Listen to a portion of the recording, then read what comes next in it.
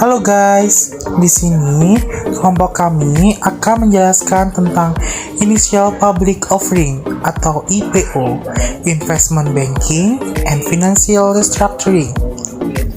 Nama kelompok kami terdiri dari Krisna Putrasani, NIM 3038, Yusinta Mona Amalia 3039, Widya Hapsari 3040, Ayun Antika Rahmawati 3042.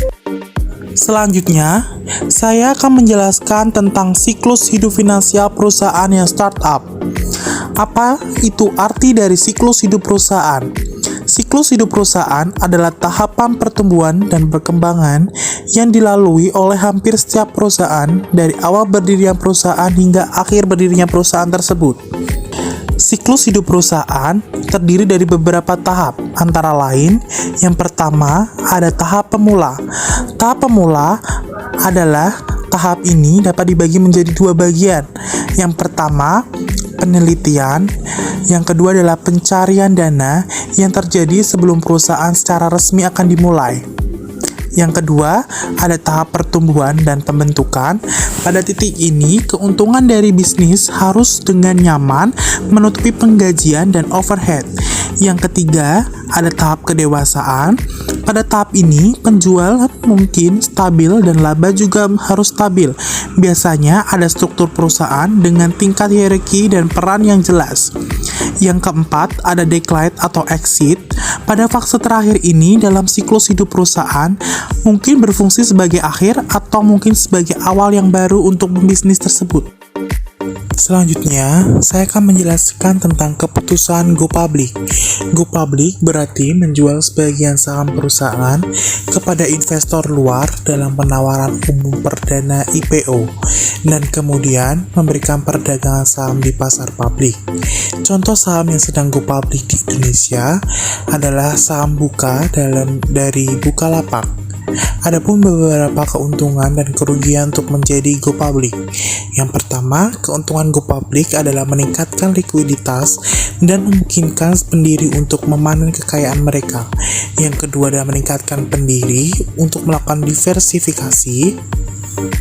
Yang ketiga adalah memfasilitasi peningkatan kas perusahaan yang baru. Yang keempat adalah menetapkan nilai bagi perusahaan. Yang kelima adalah memfasilitasi negosiasi merger. Yang keenam ada meningkatkan pasar potensial. Selain itu, ada kekurangan dari go public. Yang pertama adalah meningkatkan biaya pelaporan. Yang kedua adalah meningkatkan persyaratan pengungkapan. Yang ketiga adalah meningkatkan resiko pemilik pasar yang tidak aktif atau harga rendah. Yang keempat adalah mengurangi kontrol pemilik manajer. Yang kelima adalah meningkatkan waktu yang dihabiskan. Selanjutnya, saya akan membahas tentang proses go public dalam penawaran umum perdana. Yang pertama, itu adalah memilih bank investasi. Yang kedua, ada sindikat penjaminan. Yang ketiga, ada regulasi penjualan efek. Yang keempat, ada roadshow dan pembuatan buku. Yang kelima adalah menetapkan harga penawaran. Yang keenam adalah hari pertama trading. Yang ketujuh adalah biaya go public. Dan yang terakhir adalah pentingnya pasar sekunder. Mengatur pasar sekunder. Unsur-unsur utama dari peraturan SIC ditetapkan di bawah ini.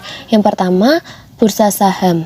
SIC mengatur semua bursa saham nasional dan perusahaan yang sekuritasnya terdaftar di bursa harus mengajukan laporan tahunan yang serupa dengan pernyataan pendaftaran di SIC dan bursa.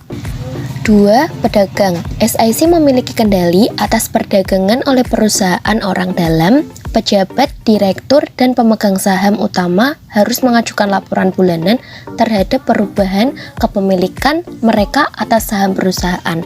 Setiap keuntungan jangka pendek dari transisi tersebut harus diserahkan kepada korporasi. 3. Manipulasi pasar.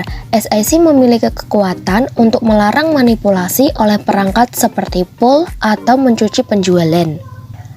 4. Pernyataan proksi. SIC memiliki kontrol atas pernyataan proksi dan cara perusahaan menggunakannya untuk mengumpulkan suara. Industri sekuritas sendiri menyadari pentingnya pasar yang stabil, perusahaan pialang yang sehat, dan tidak adanya manipulasi saham.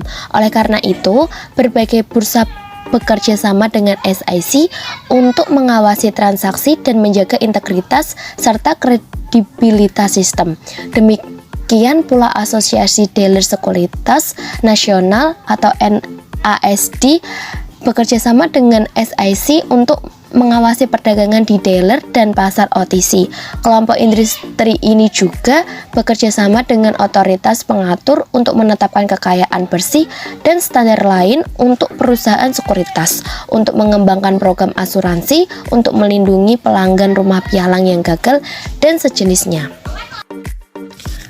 Praktik IPO yang dipertanyakan. Praktik oleh beberapa lembaga perbankan investasi yang membiarkan CEO dan eksekutif perusahaan berpangkat tinggi lainnya dalam IPO panas. Dalam kesepakatan ini, permintaan akan saham baru jauh lebih besar daripada penawaran pada harga penawaran, sehingga bank investasi hampir yakin bahwa saham akan melambung jauh di atas harga penawaran. Pemerintah menyelidiki praktik ini yang disebut spinning, dan eksekutif perusahaan dan bankir investasi didakwa dengan sesuatu yang sama dengan skema suap di mana para eksekutif yang menyukai bank investasi tertentu diberi imbalan. Dengan alokasi dalam IPO panas, perilaku tidak etis dan ilegal semacam ini dapat membantu menjelaskan underpricing IPO di masa lalu dan uang tersisa di atas meja. Jika eksekutif membiarkan IPO mereka menjadi underpricing sebagai imbalan atas alokasi saham yang sama di bawah harga IPO lainnya.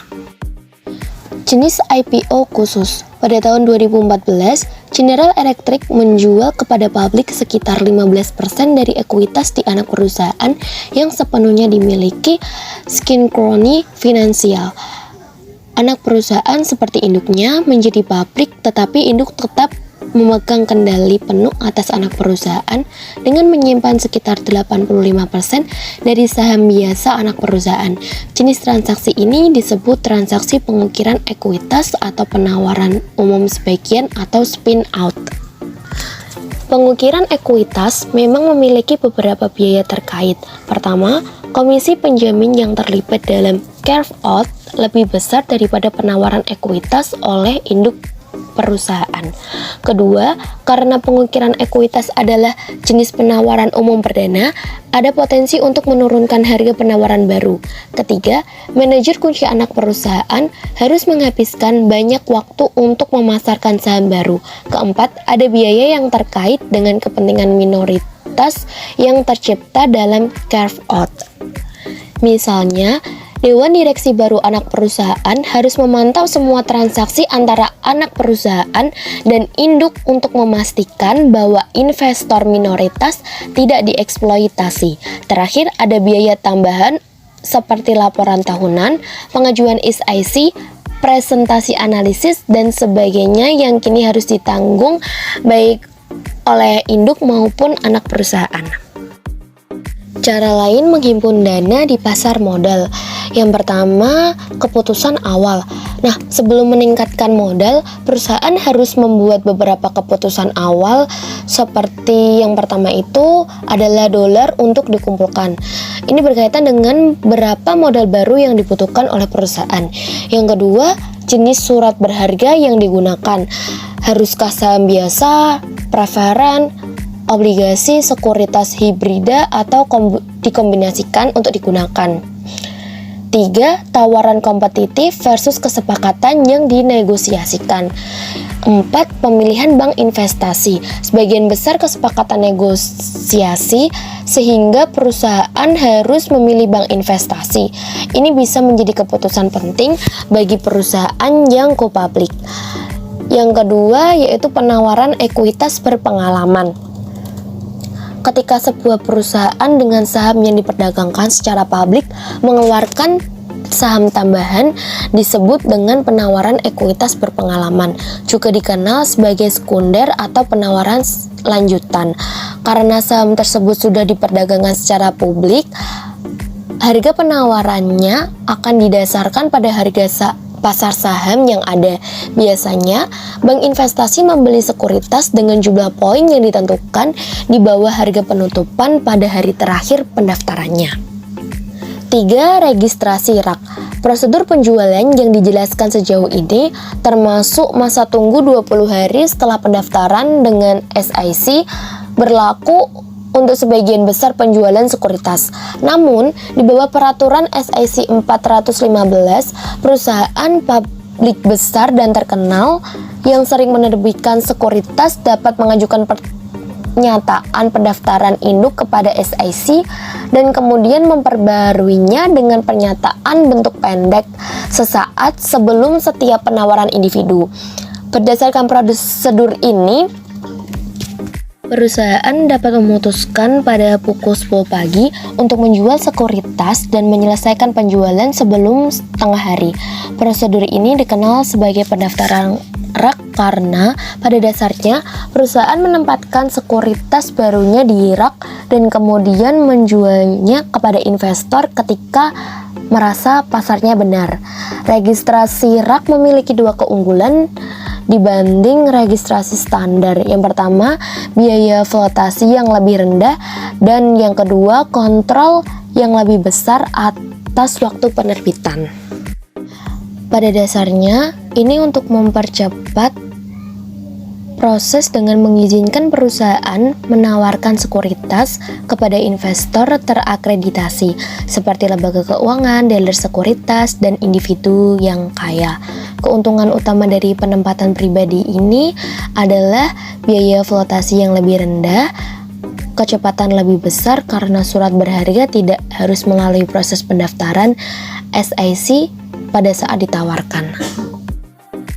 Untuk pembahasan selanjutnya yaitu penempatan ekuitas pribadi. Kadang-kadang perusahaan swasta melakukan penempatan ekuitas secara pribadi.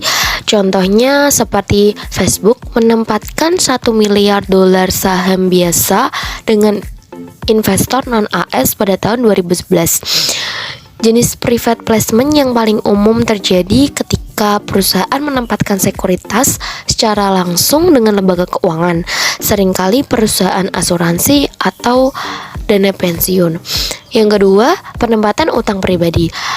Nah, sebelum tahun 1990, utang dapat diterbitkan secara pribadi, tetapi pembeli menghadapi pembatasan kemampuan mereka untuk menjual kembali utang tersebut.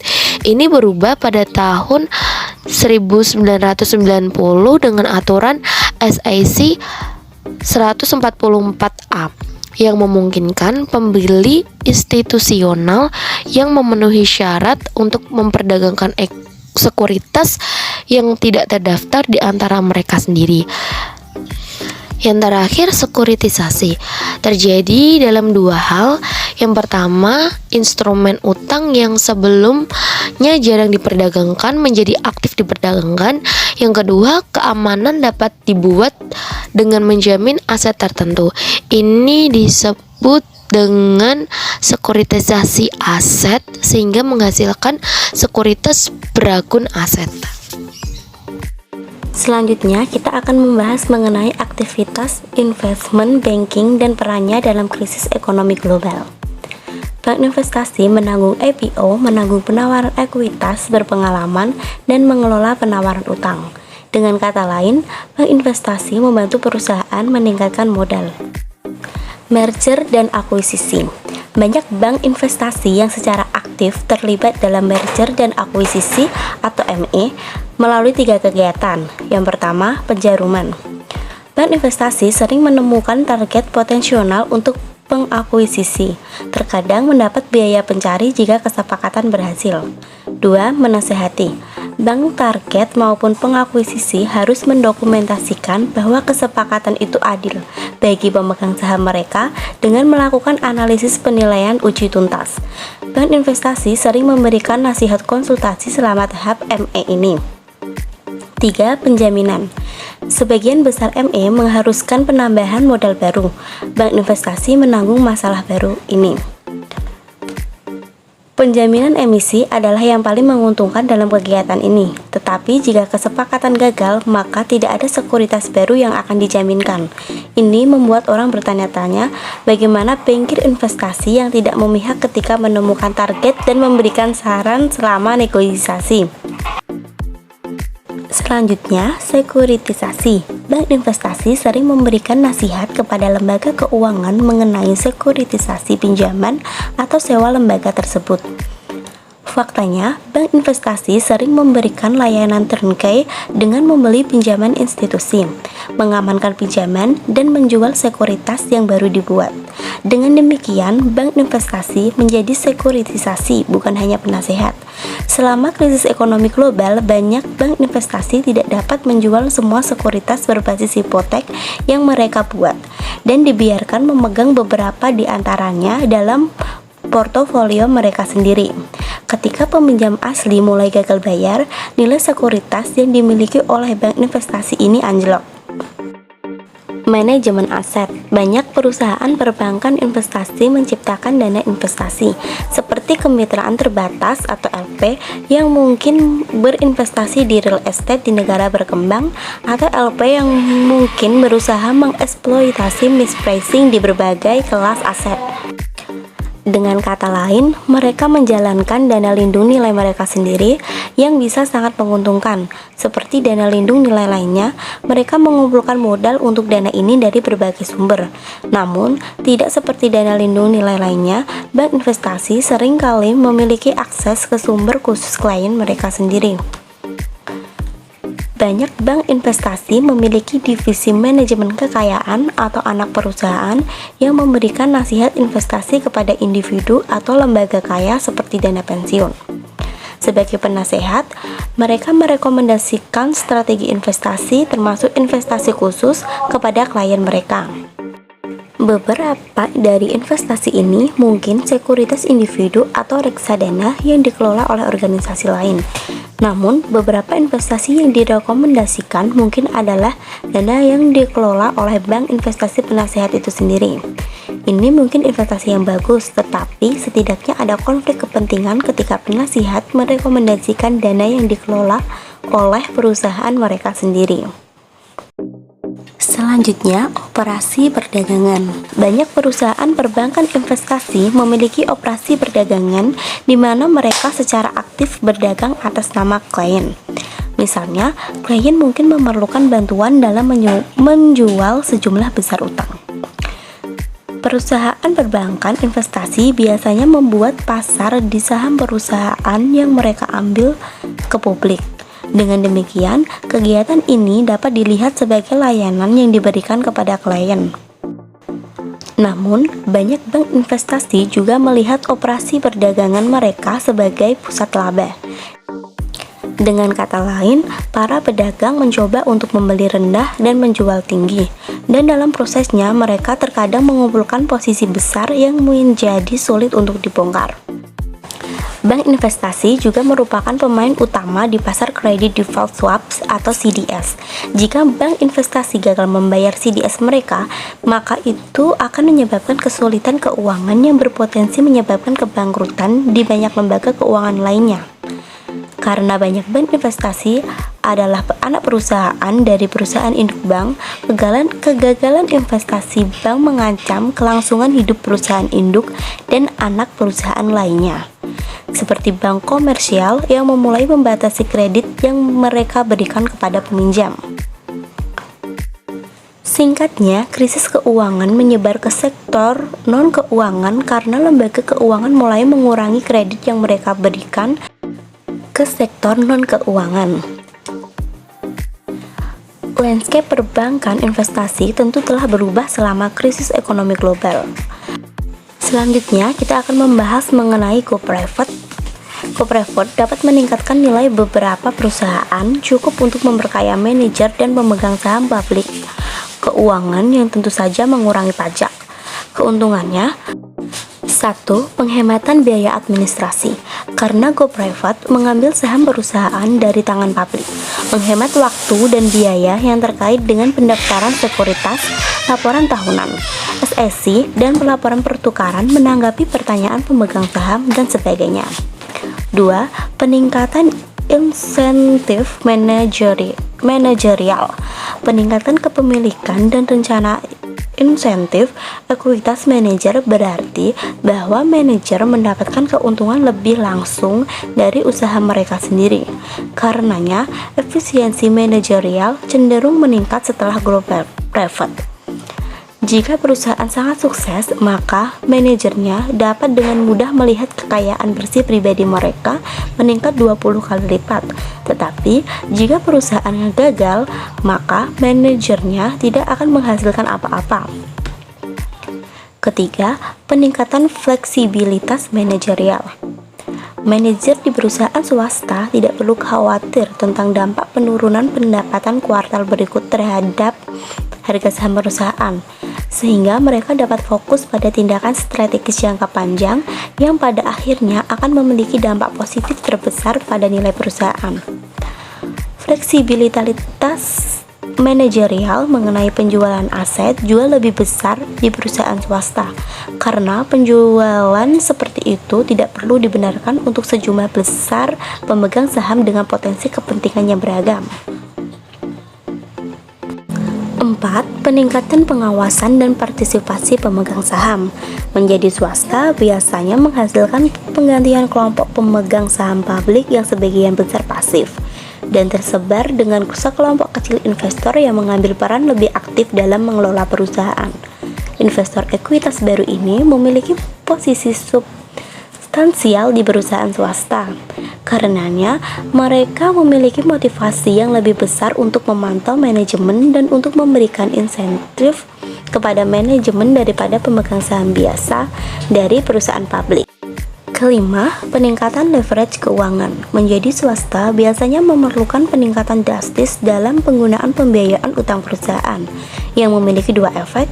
Pertama, pajak perusahaan berkurang karena kenaikan pembayaran bunga yang dapat dikurangkan sehingga lebih banyak pendapatan operasional mengalir ke investor.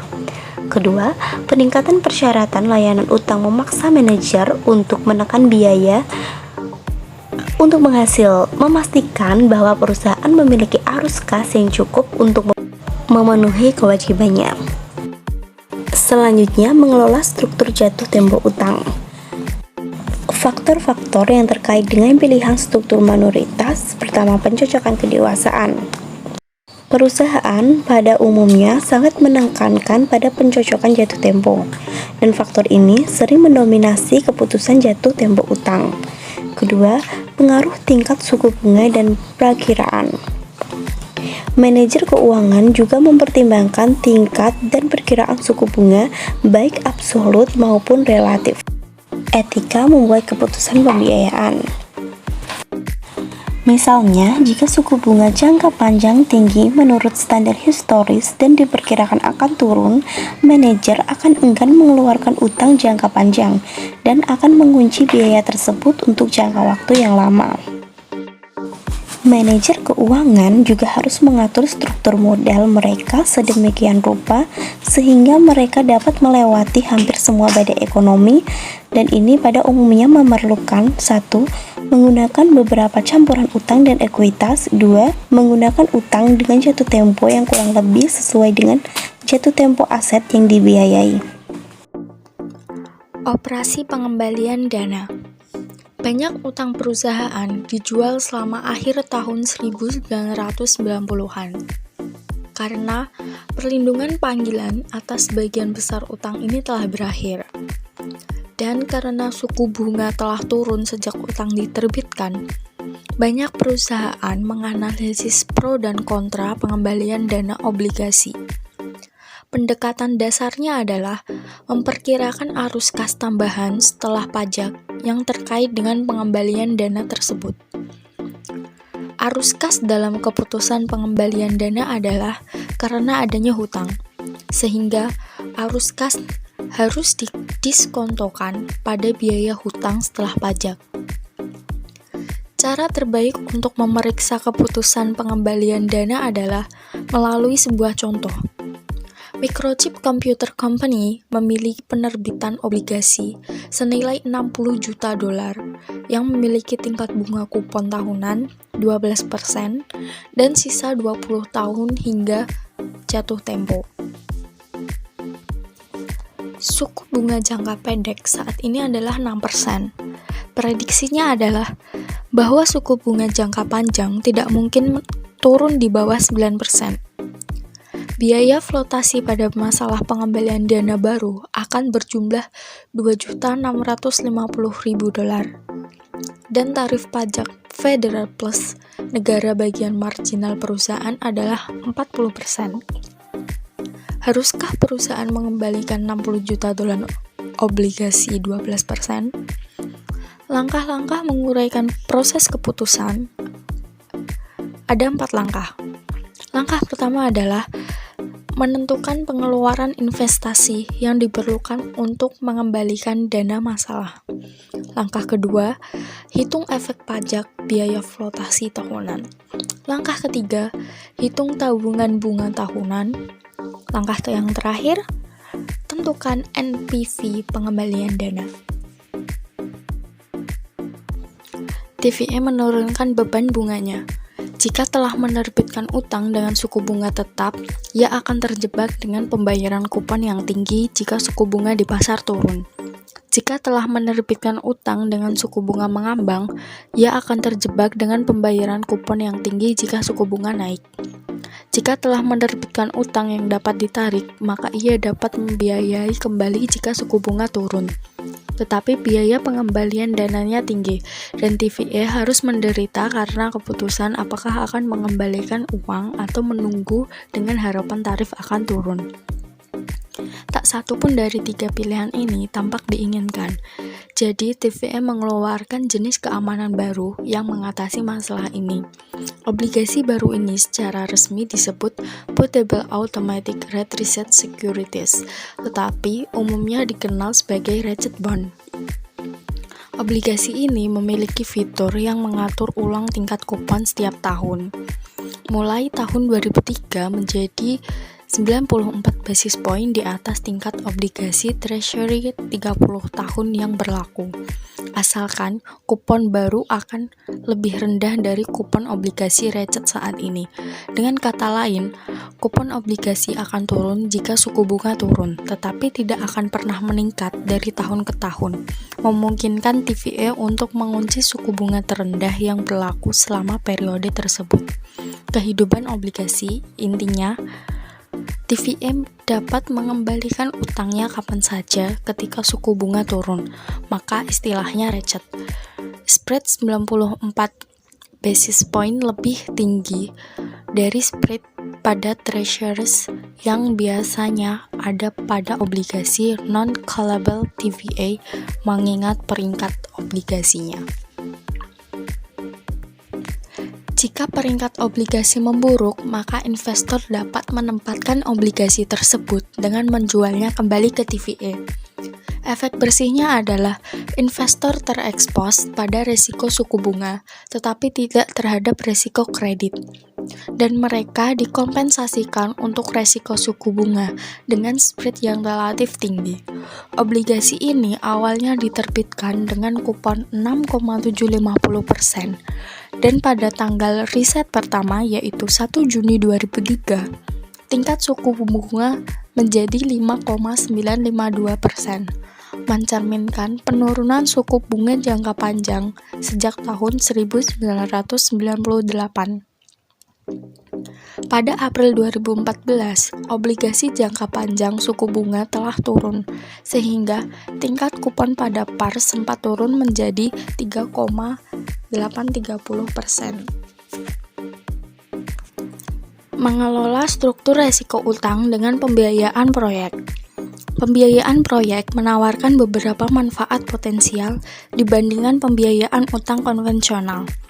Pertama, pembiayaan proyek biasanya membatasi penggunaan arus kas proyek, yang berarti bahwa Pemberi pinjaman dapat memutuskan apakah kelebihan arus kas harus diinvestasikan kembali atau digunakan untuk mengurangi saldo pinjaman lebih dari jumlah minimum yang dibutuhkan. Menganugerahkan kekuatan ini pada pemberi pinjaman mengurangi resiko mereka. Pembiayaan proyek juga memiliki keuntungan bagi peminjam. Pertama, karena resiko bagi pemberi pinjaman berkurang, tingkat bunga yang dimasukkan ke dalam kesepakatan pembiayaan proyek mungkin relatif rendah. Kedua, karena pemasok modal pembiayaan proyek tidak memiliki jalan lain terhadap aset dan arus kas perusahaan sponsor lainnya. Pembiayaan proyek melindungi aset lain perusahaan dari resiko yang terkait dengan proyek yang dibiayai. Pembiayaan proyek meningkatkan jumlah dan jenis peluang investasi. Karenanya, mereka membuat pasar modal lebih lengkap. Pada saat yang sama, pembiayaan proyek mengurangi biaya bagi investor untuk memperoleh informasi dan memantau operasi peminjam. Sebagai ilustrasi, pertimbangkan proyek eksplorasi minyak dan gas yang didanai menggunakan pembiayaan proyek. Pembiayaan proyek juga mengizinkan perusahaan yang pendapatannya di bawah persyaratan minimum yang ditentukan dalam perjanjian obligasi yang ada untuk mendapatkan pembiayaan utang tambahan. Sekian yang dapat kelompok kami sampaikan. Jika ada salah kata, kami mohon maaf. Terima kasih.